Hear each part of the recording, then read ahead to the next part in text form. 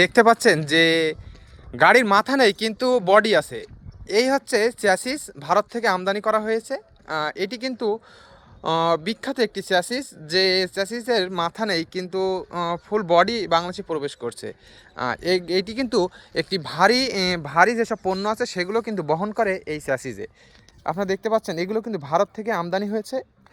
এর কিন্তু মাথা নেই, মাথাবিহীন কিন্তু এসেছে এই বাংলাদেশে এসে এর মাথা সংযুক্ত হবে, কিংবা ভারতের কোনো পণ্য কোনোভাবে এসে মাথা এসে কিন্তু এটি এর সাথে সংযুক্ত হবে, তারপরে কিন্তু এটি গঠিত হবে ফুলফিল একটি টেলারে পরিণত হবে। তার আগে কিন্তু এটি কোনো টেলারে পরিবর্তন হবে না। এটি কিন্তু বেনাপোল স্থলবন্দরে এসেছে। আপনারা দেখতে পাচ্ছেন এর সামনেই কিন্তু সেই মাথা যাতে যেভাবে যুক্ত হবে সেটি কিন্তু এই যে সামনেই কিন্তু এর মাথা যুক্ত হবে।